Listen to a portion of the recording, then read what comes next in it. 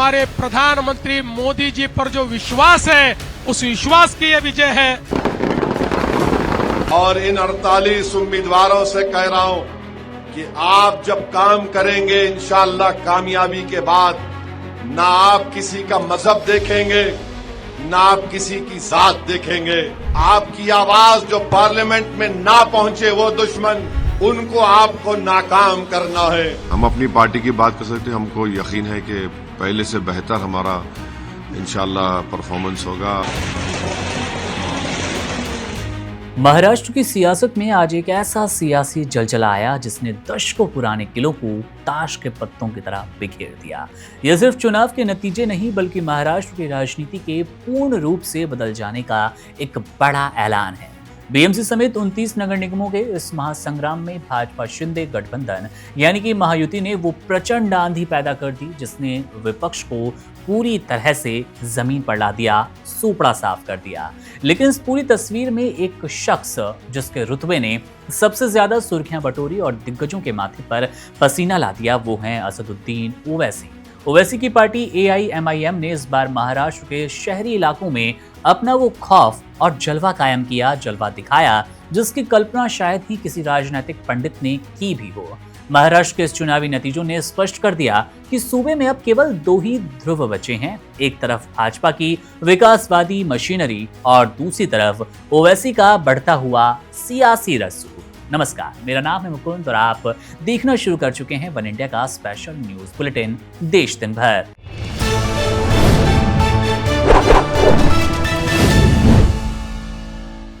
मुंबई से लेकर विदर्भ तक चली आ रही इस भगवा लहर का सबसे बड़ा गवाह बना बीएमसी, जहां 45 साल के लंबे इंतजार के बाद भाजपा सबसे बड़ी पार्टी बनकर उभरी। राज्य की 29 नगर निगमों में से 23 पर भाजपा गठबंधन ने अपना कब्जा जमा लिया।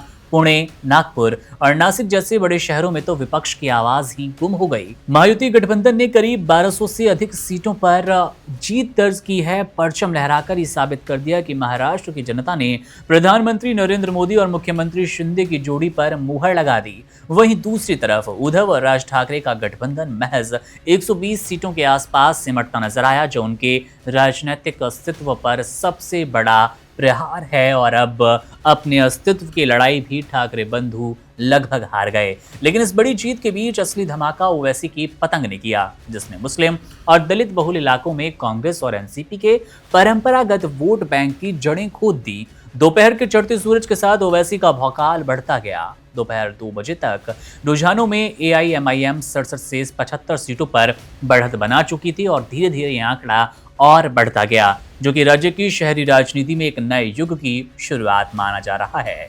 मालेगांव में तो ओवैसी का वो रौब दिखा, जहां उनकी पार्टी 20 सीटों के साथ नंबर 1 पर पहुंच गई, जबकि शिवसेना और समाजवादी पार्टी जैसी ताकतें धूल फांकती नजर आई। नांदेड़ में भी ओवैसी की पार्टी 14 सीटों पर अपना दम दिखा रही है। चौंकाने वाली बात तो ये कि अहिल्यानगर और चंद्रपुर जैसे इलाकों में भी ओवैसी ने पहली बार अपनी ऐसी पैठ बनाई कि वहां के पुराने सियासी समीकरण पूरी तरह से ध्वस्त हो गए। चंद्रपुर में पार्टी ने अपना पहला प्रतिनिधि चुनवाकर इतिहास रच दिया। वहीं पर अहिल्यानगर में 3 सीटों पर कब्जा करके ओवैसी ने साफ संदेश दिया कि अब महाराष्ट्र की सत्ता का गणित उनकी मर्जी के बिना सुलझना होगा मुश्किल। राजनीतिक विशेषज्ञों की माने तो ओवैसी के इस प्रचंड उभार के पीछे समाजवादी पार्टी के अबू आजमी, एनसीपी नेता नवाब मलिक के बीच चल रही एक अंदरूनी खींचतान एक बड़ी वजह बनी। अब इन दोनों बड़े नेताओं के आपसी मतभेद ने एक खास वर्ग के वोट बैंक को विभाजित कर दिया और इसी बंटवारे की जमीन पर ओवैसी ने अपना अभेद्य किला खड़ा किया और वो परचम लहरा दिया जिसकी कल्पना महाराष्ट्र और पूरे देश की जनता शायद नहीं कर पाई थी।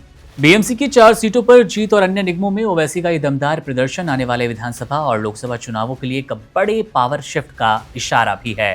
3.48 करोड़ मतदाताओं ने इस बार ये तय कर दिया कि उन्हें अब पुराने ढर्रे की राजनीति बिल्कुल मंजूर नहीं है। कुल मिलाकर महाराष्ट्र के निकाय चुनाव परिणामों ने राज्य की राजनीति को एक ऐसी दिशा में धकेल दिया जहां अनिश्चितता और कड़ा मुकाबला हर गली मोहल्ले में साफ तौर पर देखने को मिलेगा। एक तरफ जहां भाजपा ने मुंबई पर पूरी तरह अपना कब्जा जमाकर विपक्ष को हाशिए पर धकेल दिया, तो वहीं पर ओवैसी के बढ़ते कद ने कांग्रेस और शरद पवार की पार्टी के सामने वजूद बचाने के लिए एक बड़ी और कड़ी चुनौती रख दी। महायुति की आंधी और ओवैसी की पतंग का ये खतरनाक मेल आने वाले समय में महाराष्ट्र की सत्ता को एक नया और बेहद प्रतिस्पर्धी रंग देने वाला है। ये चुनाव सिर्फ एक नतीजा नहीं बल्कि एक ऐसी सियासी धमाके की गूंज है जिसकी गूंज बहुत दूर तक सुनाई देगी। मुंबई की सड़कों पर आज जो भगवा लहर नजर आ रहा है वो सिर्फ एक चुनावी जीत नहीं बल्कि पिछले 45 सालों के राजनीतिक इतिहास का सबसे बड़ा उलटफेर है। मातोश्री के जिस अजय किले पर कभी किसी और की परछाई भी नहीं पड़ी, आज वहां पर भारतीय जनता पार्टी ने अपना परचम लहराकर उद्धव ठाकरे की विरासत को सियासी मलबे में तब्दील कर दिया। 1980 में अपने गठन के बाद पहली बार भाजपा ने एशिया की सबसे अमीर नगरपालिका बीएमसी में वो करिश्मा कर दिखाया जो कि कभी नामुमकिन जान पड़ता था। 227 सीटों वाली बीएमसी में भाजपा और एकनाथ शिंदे की शिवसेना के गठबंधन ने 118 सीटों का जादुई आंकड़ा पार कर लिया, जिसके साथ अब ये तय हो गया कि देश की आर्थिक राजधानी का अगला रिमोट कंट्रोल किसी और के पास नहीं बल्कि सीधे भाजपा के हाथों में होगा। महाराष्ट्र की 29 में से 23 नगर निगमों को जीतकर भाजपा ने पूरे सूबे का सियासी भूगोल बदल दिया। लेकिन असली चर्चा मुंबई के उस नए सुल्तान की है जो कि मेयर की कुर्सी पर बैठने वाला है। पिछले 4 सालों से मुंबई का ये सबसे ताकतवर पद खाली पड़ा था और जब वापसी हो रही है तो भाजपा ने एक बहुत ही सधा हुआ दांव खेला। पार्टी ने पहले ही साफ कर दिया कि मुंबई का अगला मेयर मराठी समुदाय से ही होगा, ताकि शिवसेना के परंपरागत मराठी गौरव के कार्ड को हमेशा के लिए कुंद किया जा सके। रेस में सबसे आगे 2 नाम है। पहला नाम है दिग्गज नेता किरीट सोमैया के बेटे नील सोमैया का, जिन्होंने दूसरी बार पार्षद बनकर अपनी राजनीतिक पकड़ मजबूत कर ली और राजनीतिक पकड़ का लोहा मनवाया है। बीजेपी भी अब भरोसा मजबूती से कर पाएगी। वहीं दूसरा और सबसे चौंकाने वाला नाम है तेजस्वी घोसालकर का, जिन्होंने चुनाव से ठीक महीने भर पहले ही उद्धव गुट का साथ छोड़कर भाजपा का दामन थामा और दहिसर से प्रचंड जीत हासिल की। तेजस्वी को मेयर की कुर्सी सौंपकर भाजपा न केवल उद्धव गुट को एक बड़ा और कड़ा संदेश दे रही है बल्कि ये दिखाना भी चाहेगी कि पार्टी में आने वाले वफादार चेहरों को सबसे ऊंचा इनाम दिया जाता है। 2017 के चुनावों में भाजपा और तत्कालीन शिवसेना के बीच कांटे की टक्कर थी, जहां पर भाजपा 82 सीटों पर सिमट गई। लेकिन इस बार उसने अपनी रणनीति से ठाकरे ब्रदर्स की जोड़ी को धूल चटा दी। एक तरफ भाजपा अपने दम पर 90 सीटें लाती नजर आई, वहीं पर एकनाथ शिंदे की शिवसेना ने 28 सीटों के साथ गठबंधन को बहुमत के पार पहुंचा दिया। अब इसके विपरीत उद्धव ठाकरे की शिवसेना यूबीटी महज 63 सीटों पर सिमट गई, जो कि उनके अस्तित्व के लिए अब तक का सबसे बड़ा संकट भी है। 2.5 साल के कार्यकाल वाले इस मेयर पद की ताकत इतनी अधिक है कि इसके पास हजारों करोड़ों के बजट को तय करने की शक्ति होती है। हालांकि प्रशासनिक कमान नगर आयुक्त के पास होती है, लेकिन राजनीतिक विंग का मुखिया होने के नाते मेयर मुंबई की धड़कन तय करता है। अब जबकि भाजपा अपना पहला मेयर बनाने की दहलीज पर खड़ी है तो ये देखना भी दिलचस्प होगा कि पार्टी किसे इस आलीशान कुर्सी पर बैठाएगी। ये जीत केवल सत्ता का बदलाव नहीं बल्कि मुंबई के राजनीतिक मिजाज का वो पूर्ण परिवर्तन है जिसकी गूंज आने वाले दशकों तक सुनाई देगी।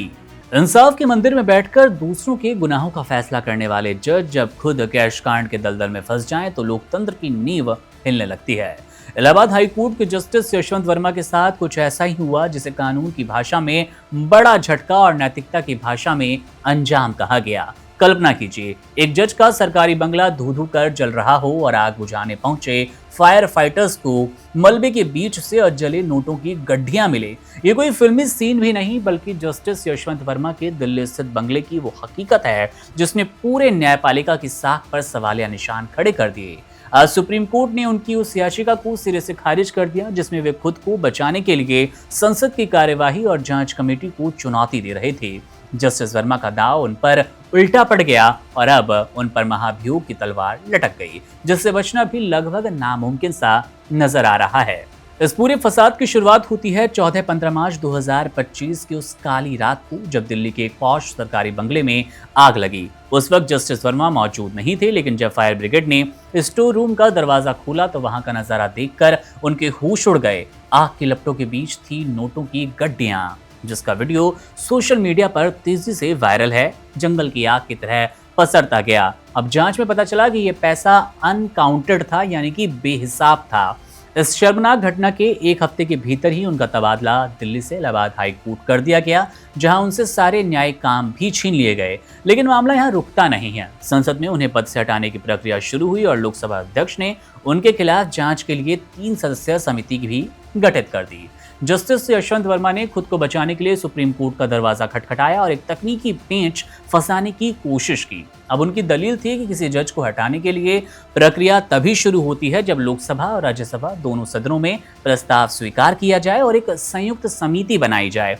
उन्होंने कहा, चूंकि अभी मामला सिर्फ लोकसभा में आगे बढ़ाया गया और राज्यसभा में लंबित है, इसलिए सिर्फ स्पीकर द्वारा कमेटी बनाना गैर कानूनी है।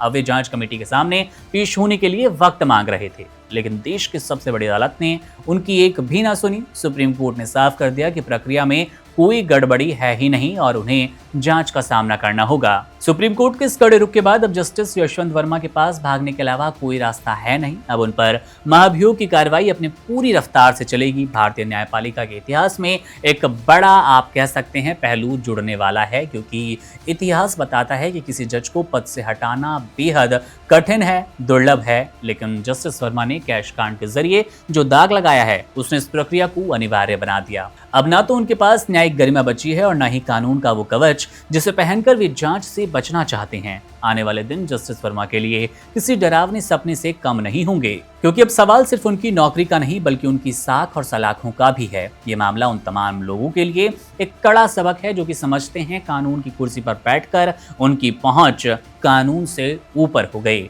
तो ये थी आज दिन की बड़ी खबरें जिनका जानना आपके लिए, हमारे लिए जरूरी था। आपको खबरें कैसी लगी? कमेंट बॉक्स आपके लिए है, अपनी टिप्पणी वहां जरूर कीजिएगा। मेरा नाम है मुकुंद, आप बने रहिए वन इंडिया के साथ। शुक्रिया। Subscribe to One India and never miss an update. Download the One India app now.